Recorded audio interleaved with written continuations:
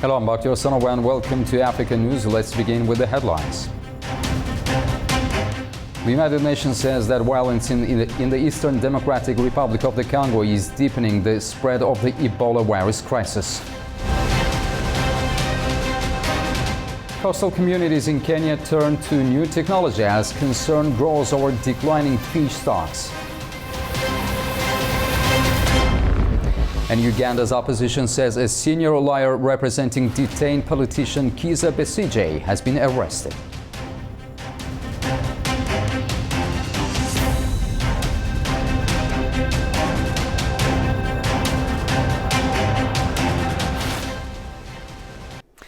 Violence in the Eastern Democratic Republic of the Congo continues to worsen the humanitarian situation. The United Nations warns that ongoing clashes and population displacement are increasing the risk of Ebola spreading further.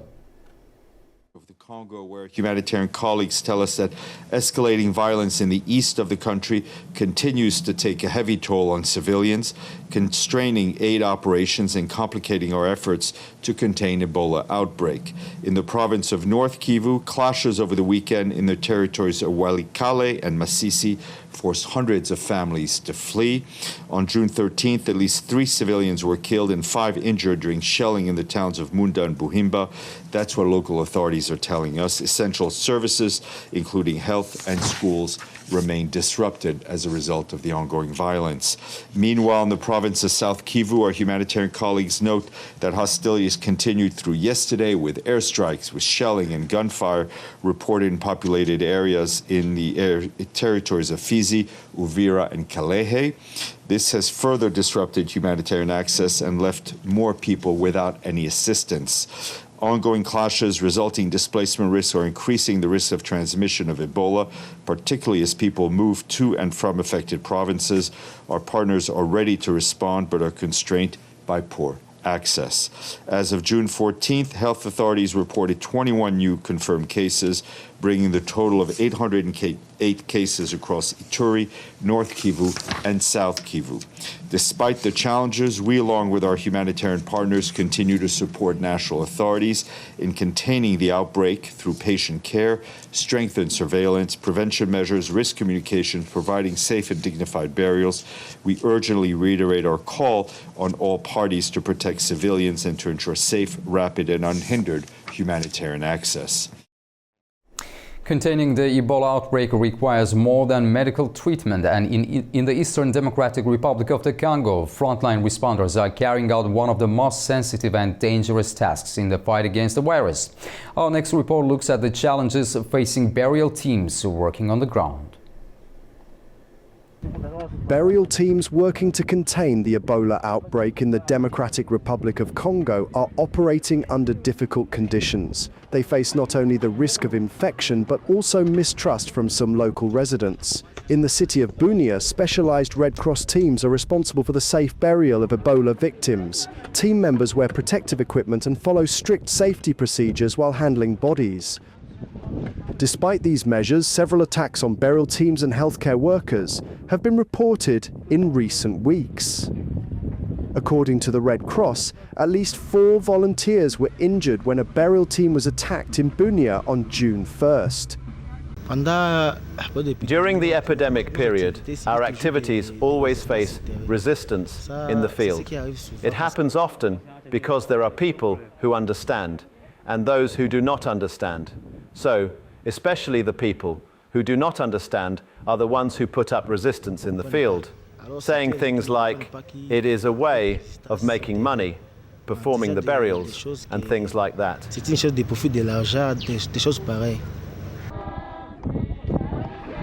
Health officials say contact with the bodies of Ebola victims remains one of the main sources of infection. As a result, safe burial procedures play a crucial role in preventing the spread of the virus. Uganda's People's Front for Freedom says a senior lawyer representing detained politician Kizza Besigye has been taken into custody by security forces. The incident comes amid growing tensions between opposition figures and the country's military leadership. The party said Arias Lukwago, a former mayor of Kampala, was taken from his home and moved to an unknown location.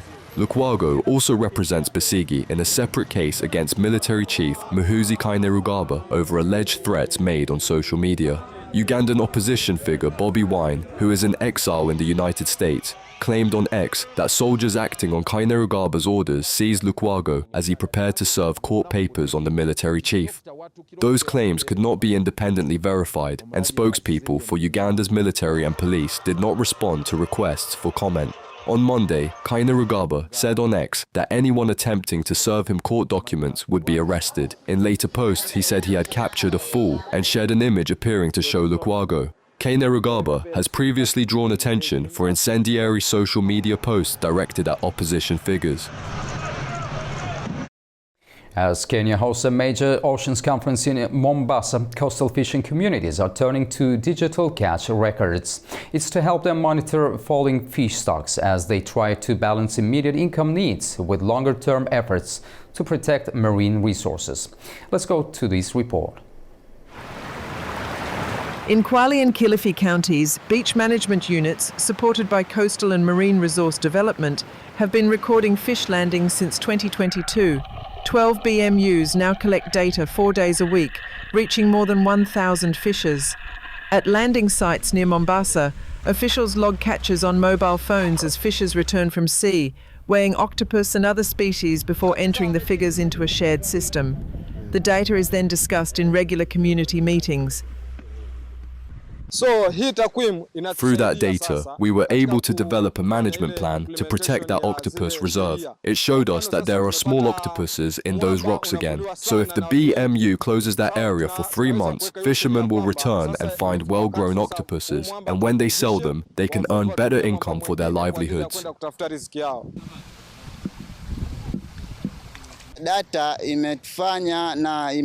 Data has helped us see that illegal fishing can be reduced. When collecting data, BMU data collectors explain that fishermen using spear guns, which is illegal fishing, cannot properly catch fish. So the data collectors have helped us, and in our meetings we also encourage fishermen not to use illegal fishing gear.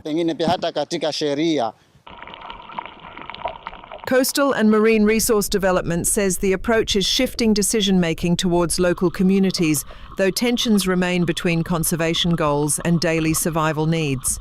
Quarterly feedback meetings have become forums where those competing pressures are debated.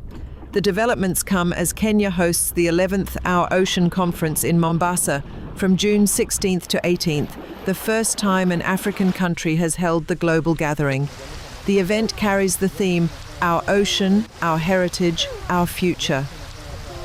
The conference comes as global efforts to protect 30% of the world's oceans by 2030 remain off track, with concerns that many commitments are still not being implemented.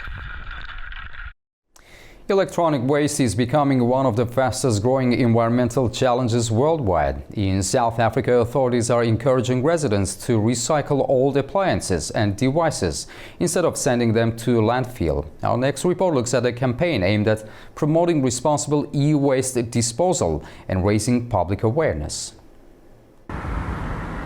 An e-waste collection campaign has been held in the Langa area of South Africa to raise awareness of the environmental and health risks posed by electronic waste. During the campaign, residents handed in old household appliances and electronic devices at collection points. The collected items were sent to recycling companies for processing. Recycling facilities also demonstrated how electronic devices are dismantled and prepared for reuse. Residents who handed in old electronics received supermarket vouchers and cash incentives. The government is also working to establish neighbourhood buyback centres to make recycling more accessible. Now, in South Africa, we have 300,000 tons of e-waste currently, and only 10% of it is managed properly. So ours is to teach the communities that e-waste must not go to the landfill sites, because we are trying to go zero in our landfill sites. According to official figures, South Africa generates around 300,000 tonnes of electronic waste each year. Much of this waste is either stored in homes or disposed of in landfill sites. The campaign is part of broader efforts to promote recycling and support the implementation of Extended Producer Responsibility (EPR) regulations. Under these rules, producers are responsible for funding the collection and recycling of the products they place on the market. Now to the World Cup, and Tunisia has appointed Hervé Renard as its new head coach following the dismissal of Sabri Lamouchi following the team's 5-1 defeat to Sweden. Renard has already taken charge of training in Mexico City as he prepares Tunisia for their next Group F match against Japan.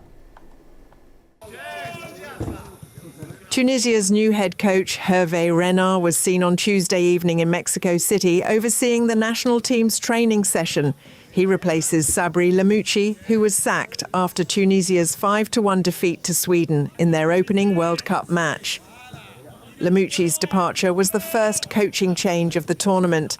In a post-match press conference, he said too many mistakes had led to a painful defeat.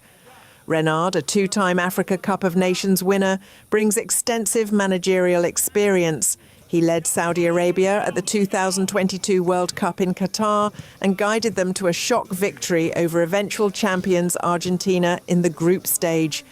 He later took charge of the France women's team for the 2023 World Cup and at the Paris Olympics before returning to Saudi Arabia, where he helped the men's side qualify for a third consecutive World Cup. The 57-year-old said he briefly met the Tunisia squad after arriving from Paris, adding that the atmosphere within the camp was very good. Tunisia's next Group F match will be against Japan on Sunday. Japan drew 2-2 with the Netherlands in their opening game. Renard, who has faced Japan several times in his coaching career, described them as one of the strongest teams in Asia and praised their collective style of play.